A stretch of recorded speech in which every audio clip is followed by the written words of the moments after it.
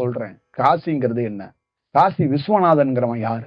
காசி விஸ்வநாதன், காசி, கங்கை, இதோட தாற்பயம், உண்மை தத்துவம் என்ன? இந்த காசி தியானத்துல முதல் முறையா ஒருத்தன் தோன்றான். அவன் தியானத்துல ஒரு இடத்துல உட்கார்ந்து தியானம் பண்றான்.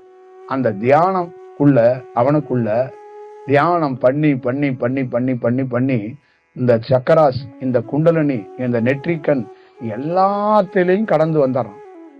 எல்லாத்திலையும் வாழ்றான். எரித்தான். அந்த உடலே எரிச்சுட்டான். மனதை எல்லாத்தையும் எரிச்சு விட்டான். எரிச்சவன் சாம்பலா நிக்கிறான். இந்த சாம்பலை தண்ணியில கரைக்கணும். இப்ப சாம்பல் அப்படியே தண்ணியில கரைக்கிறதுக்காக அப்படியே சாம்பலா இருக்கிறான். ஒரு நீர் உருவாகி கங்கை ஓடுது. இந்த மாதிரி எரித்தவனை புனிதமான நீர்ல கரைக்கப்படணும் அப்படின்னு ஒரு நதி உருவானுச்சுங்க.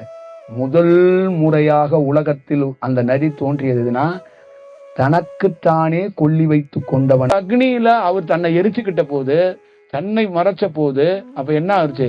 கங்கை உருவானுச்சு. இந்த சாம்பல் நார்மலா தரையில படுத்து பறக்கவும் கூடாது, நார்மலா இருக்கக்கூடாது. இதுக்கு உலகத்திலே உயர்ந்த கௌரவத்தை ஏற்படுத்தணும் அப்படிங்கிறதுக்காக ஒரு முதல் முறையாக ஒரு நீர் உருவானது. அதான் கங்கை.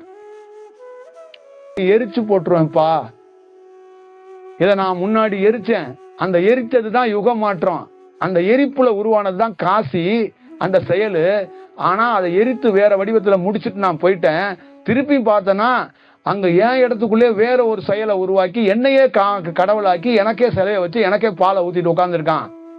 அப்ப மீண்டும் நான் வந்தேன்னா எல்லாத்தையும் எரிப்பேன். அப்ப எரித்தால்தான் ஒரு புது உலகம் உருவாகும், புது யுகம் உருவாகும். அதுதான் ஒரு யுக மாற்றத்துக்கு